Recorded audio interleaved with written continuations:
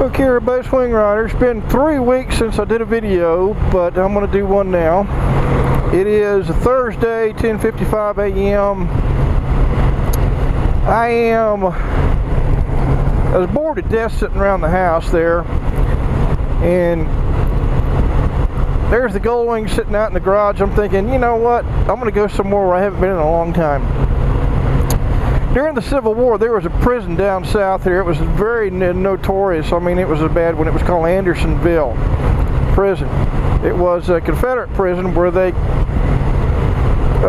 had Union soldiers there as prisoners. But it's only about 2.5 hours away from my house, so in Andersonville, Georgia. So I looked it up online. They give tours and stuff, and I saw some pictures. So I want to take my video camera and my still camera and GoPro and stuff, and I'm going to do some, when I get up there, I'm going to do some film and pictures and put up a video for you of Andersonville prison. The notorious Andersonville prison. So I hope you enjoy the video. Like I said, I've never been there. I've seen it in movies, you know, where they had movies of Civil War movies, Andersonville, and a lot of Union soldiers died there due to lack of proper care. It was a damn shame. I mean, that whole war was just wrong, but it needed to be fought because slavery is wrong, and everything turned out the way the good Lord intended for it to be. The right side won, and some said it wasn't about slavery, but I mean, it had to have been a little bit about slavery. I know you're out there, it was all about slavery. Well, not exactly. See, what it was is every southern state had its own state government, very strong state government, and they didn't want to be controlled by a president up in Washington. So they slowly seceded from the Union, because there was an analogy that I heard in a movie that was perfect. It said, it's like joining a gentleman's club. And as a member of this club, other members start to intrude themselves in your personal life, your home life. And as a result of that, you tell them, well, you don't want that, so you're going to resign. But they tell you don't have the right to resign. And we can intrude into your home life all we want. That was the analogy of the situation. So they seceded. And they damn near won. I mean, like I say, it wasn't intended for them to win. You know, it wasn't part of the plan. But, you know, slavery was so, I mean, it was wrong. It was, I mean, how wrong could it be? One man enslaving another. It was terrible. It was, I can't put it into words. You know, I couldn't imagine it. You know, I could not imagine it. But anyway, a war was fought over that and the other. And I mean, I was raised in the South, but I consider it the New South, where we're all brothers and sisters, you know. I mean, it started out in the Garden of Eden with Adam and Eve and Cain and Abel, and Cain killed Abel. That wasn't good. But anyway, we're all related, you know. Everybody on the planet. You know, we're all God's children, you know. So the way people behave is just... Anyway, I won't go into that. It'll take too long, you know, and you might believe differently, and that's your privilege. But unfortunately, there are bad people in the world, and sometimes you gotta fight. You can't get around it, because they want to take over, and you can't let them do that. What else are you gonna do? Anyway, maybe one day it'll all stop and people learn to live and better ourselves by taking care of the planet and each other. And anyway, that's just a dream. But anyway, I'm not going to bore you to death here at the beginning, but I'm going to do some video when I get up there, and hopefully they'll let me take a video camera in there. I don't see why not. And attach it to this one, so for you it'll be just a split second and you'll be seeing the Andersonville, the notorious Andersonville prison. So don't go away. See you in a millisecond. Hey everybody, I thought I'd check back in with you. I'm 25 miles from Andersonville, and I had to stop, and there's some construction here, but there's some serious water out here, man. Beautiful area, this part of Georgia. If I lived in this area, I'd definitely have a boat. Anyway, I didn't see a sign or anything saying what it was. It's a huge lake, or I guess it's a huge ass lake. Anyway, see you in a sec. Well, this is all part of the prison. This here's something they erected the first place they would have come, and then there's a lot of land out here. This was all prison land, Andersonville prison land, and there's a creek here that said it was a water supply for the prison. This little creek that runs out of that hole there, and there's this little building here's got a, it's where the water comes up. I guess it's a sinkhole there where a spring, but water comes up out of this, out of the ground from that spring, and they built this where it's running. You can see where it's running here. The water's running there. Okay. And then they got, this was erected in 1901.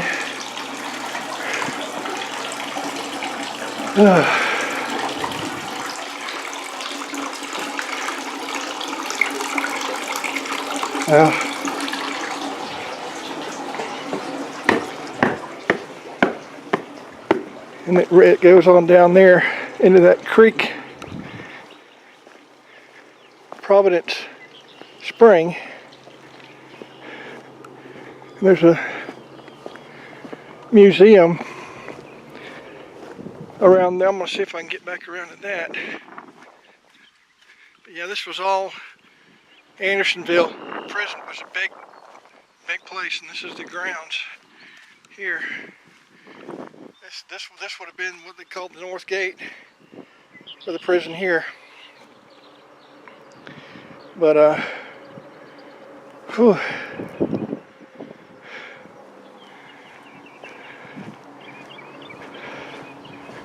But there's, you walk over this little bridge here, there's water running in the creek now, if you can see it there.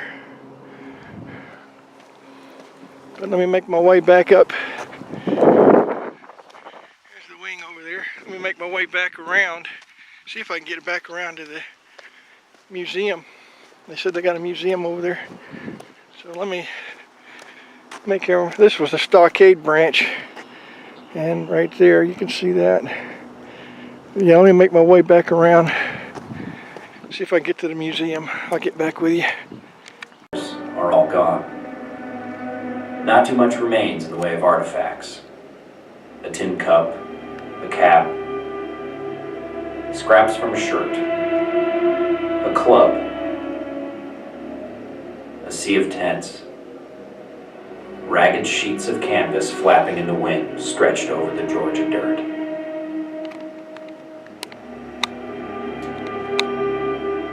Imagine that earlier, during the summer of 1864, starving prisoners of war were laying themselves down in this dirt to die. Their fate was determined by forces much larger than themselves.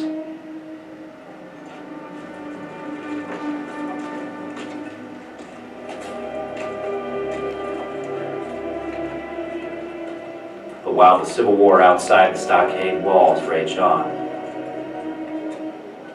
the daily routine inside was more desperate.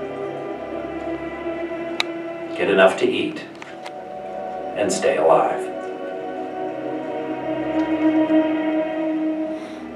I have lain on the battlefields, surrounded with dead and dying, and listening to the agonizing cries of the wounded. But it is nothing compared to this din of misery and woe. Unless one was there, it is hard for the mind to grasp the magnitude of this hell on earth.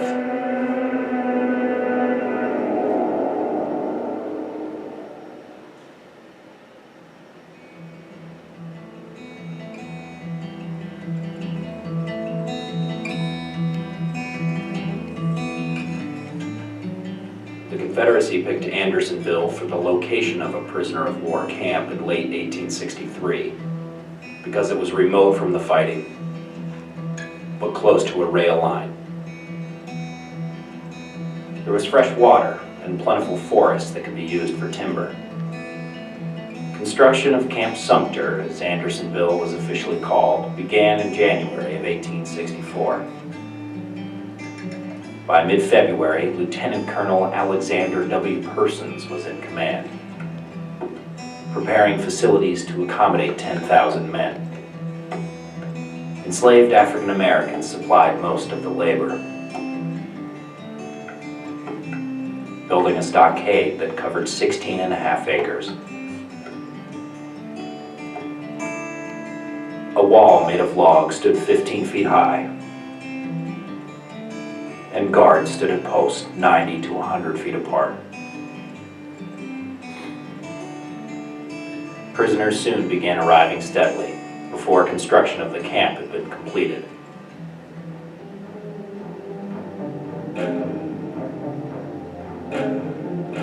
"500 weary men moved along slowly through the double lines of guards. Two massive wooden gates with heavy iron hinges and bolts swung open as we stood there, and we passed through into the space beyond. We were in Andersonville.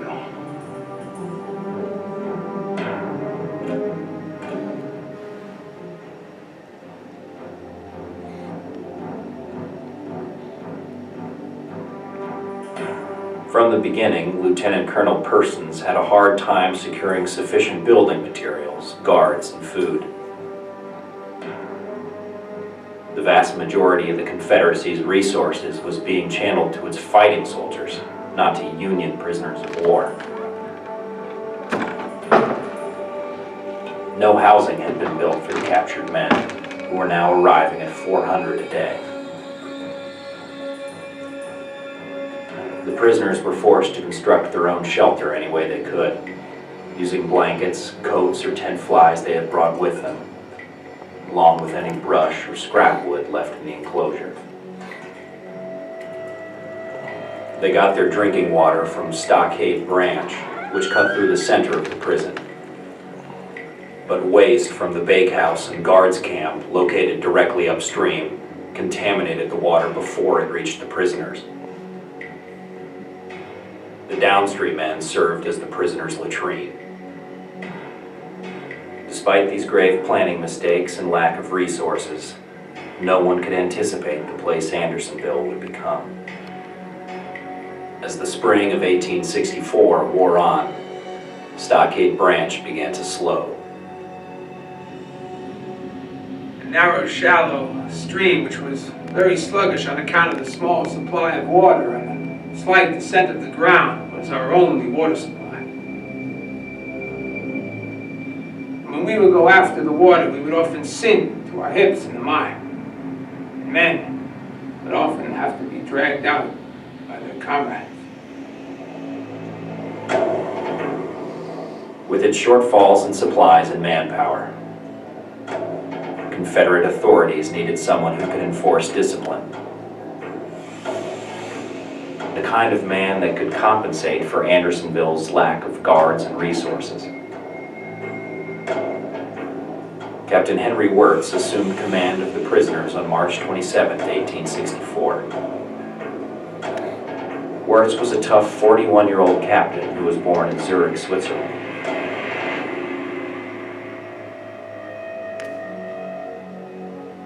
Lieutenant Persons is no longer in command of the prison, but instead, a Captain Wirtz came inside today and looked us over. He's not a very prepossessing looking chap.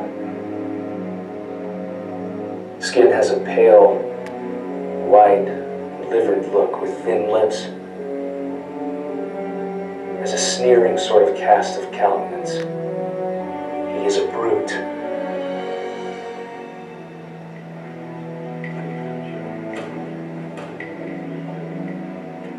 One of Wirtz's first acts was to set up a simple rail fence inside the perimeter of the stockade to prevent any attempt at escape. Beyond this line, prisoners would be shot. It was called the deadline. On April 1st, 1864, the stockade contained 7,160 men. Hundreds more arrived every day. Then came the captives, weary, worn, and hungry from prolonged travel, cooped up like beasts in freight cars. Now from the depot they marched amid the jeers and taunts of a gaping crowd. The gate opened. The stockade swallowed them.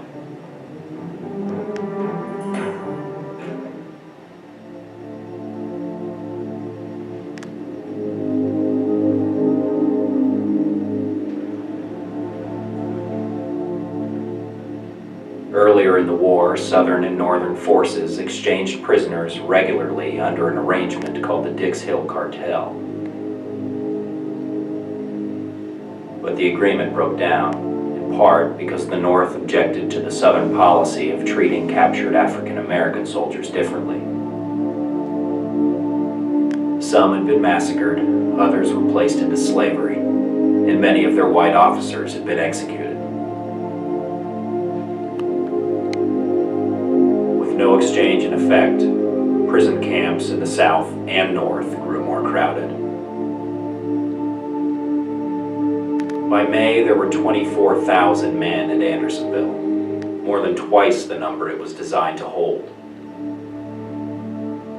Without any adequate increase in resources, the prisoners began to die at an alarming rate.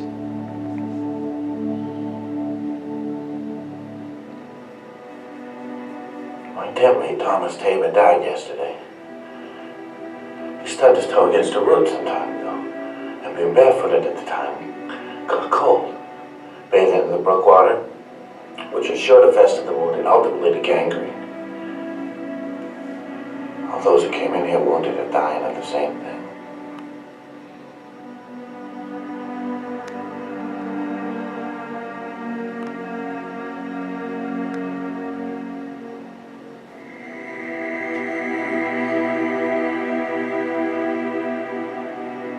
As the chaotic tent city grew more crowded, the lack of designated passageways made it harder for Confederate guards to police the area. Competition for food and space was fierce.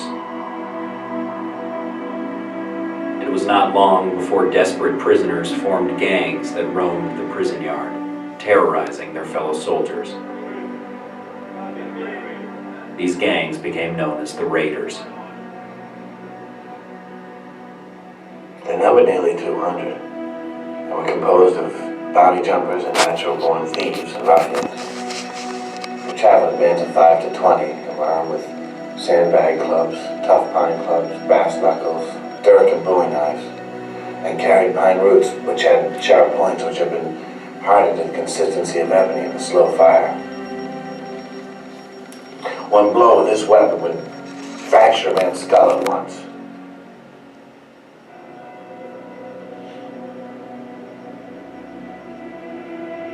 Discipline at Andersonville slipped even further by June, when most of the prison guards were called up to the battlefront and replaced by untrained Georgia reserves, mostly old men and boys.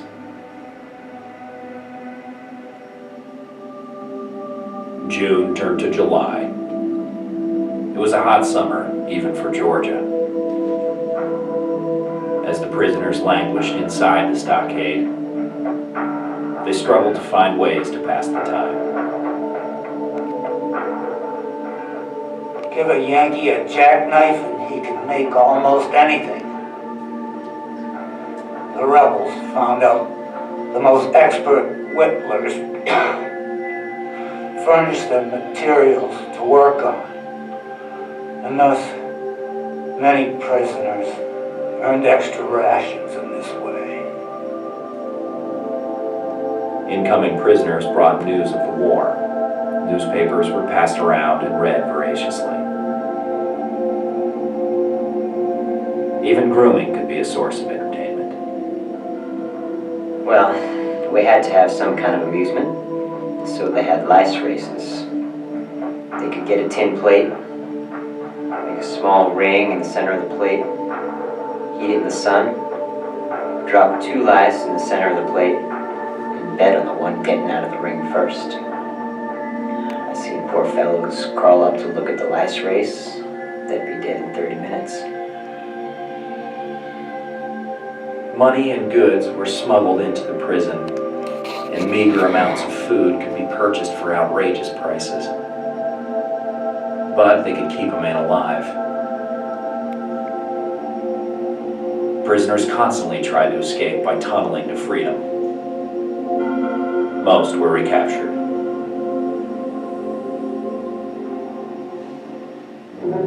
Just as it was coming light in the east, we heard dogs after us. In a few moments, the hounds came up with us and began smelling us.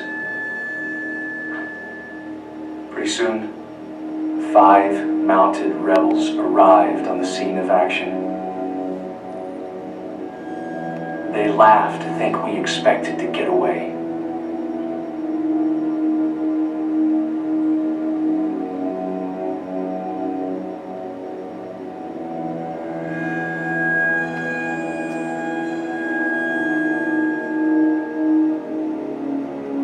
For the most part, the prisoners were powerless to ease their abhorrent living conditions. Yet they found the strength to put an end to the raiders' reign of terror. The prisoners formed a police squad called the Regulators, and with the approval of Captain Wirtz and the assistance of Confederate guards, they rounded up and arrested the raiders. On July 11, 1864, the 6 ringleaders were tried, found guilty of stealing, robbery, and murder, and hanged.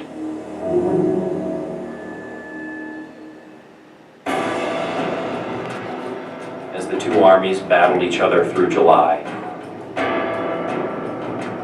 Southern stores of food were destroyed in raids. The Union Army shattered the Confederate railroad network, paralyzing the transportation of supplies. With more prisoners and fewer resources than ever, conditions at Andersonville were worsening.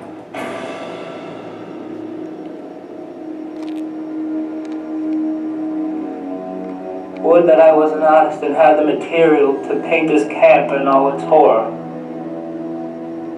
Or the tongue of some eloquent statesman, and had the privilege of expressing my mind to our honorable rules in Washington. I should glory to describe this hell on earth, where it takes 7 of its occupants to make a shadow.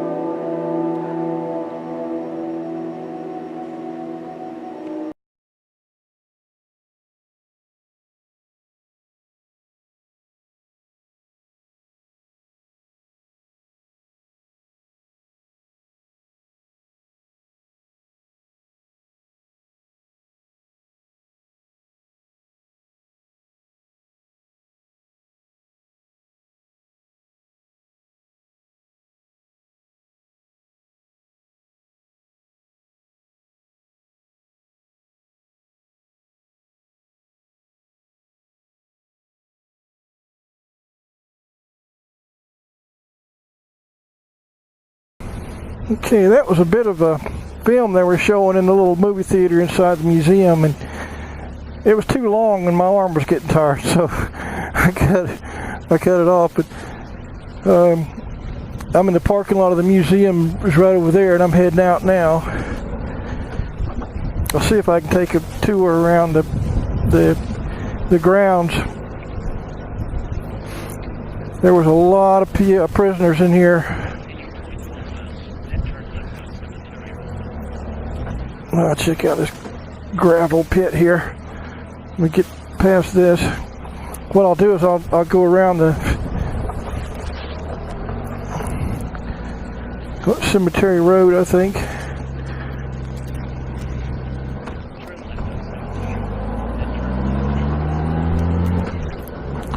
But it may go back to the park exit, so we go back this way.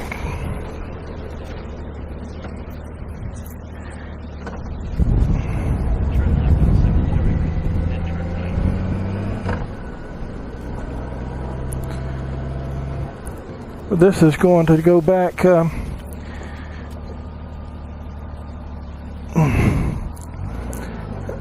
around where the actual prison was here. I'll see it here in a second. That's the grounds out here, is the prison grounds. They had like 25,000 here before it was over with. It's like twice what they actually should have been there. Monuments to different states: Massachusetts, Rhode Island, Wisconsin.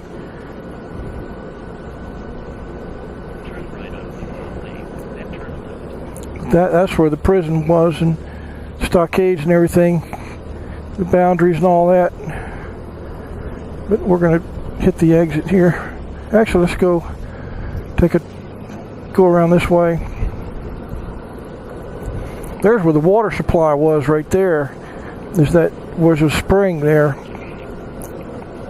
Got the GPS talking to me in my head here.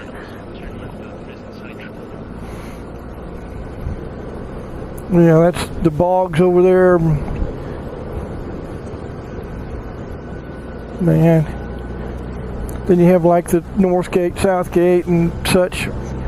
The South Gate right there.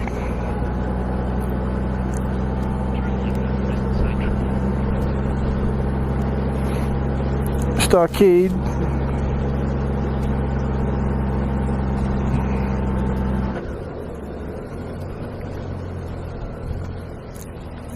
And I'll go in here and turn around. I don't know where that goes. Up there.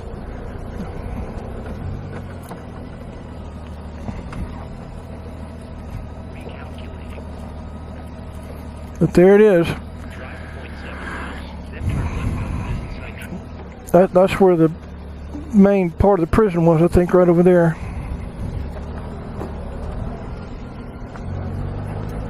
But we'll head back out now. And I'll make a loop around. That's where the stockade part was, over here. Right, running through it, middle of it was the creek there, where the low part was.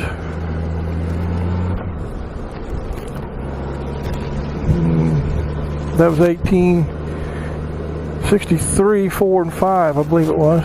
And they built it in 63.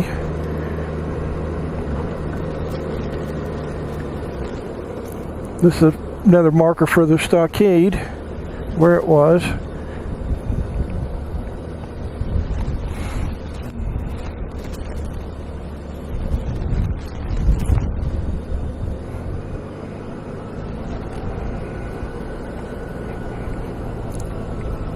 And then the sinks, they call it.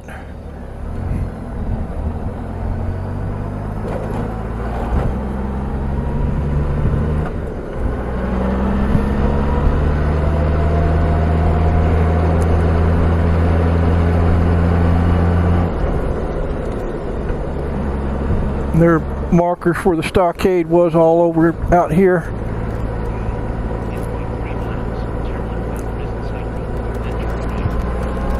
And there's like a corner, a replica corner of where the stockade was there, and tents in the guard tower.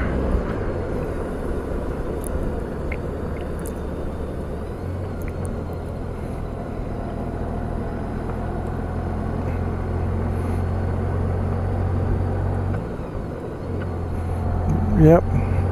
Anyway, I'm going to end that one and head on out. But hope you enjoyed the video. Like I said, I'm an amateur of amateurs, but anyway, I did what I could there. I would spend a little more time doing it, but it's a long way home and up here. Otherwise, I'd spend more time checking out the monuments and stuff. And there's a corner of the stockade there.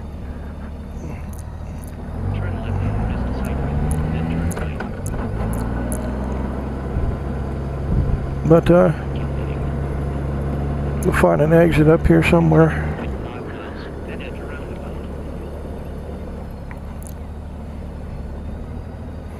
Okay, here we go. Let's see.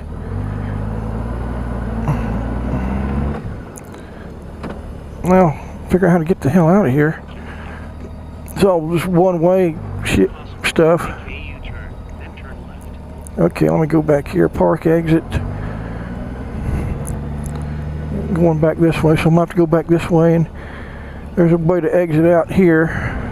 So let me do that. A little confusing. It's just one-way stuff.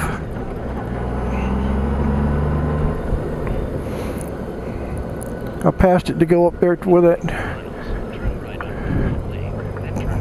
place was, but I think it's right down here.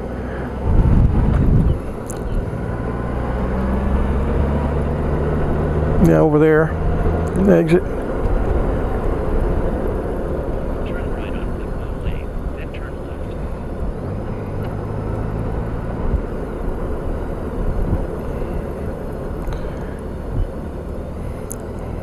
But that's Andersonville, and now I can say I was there.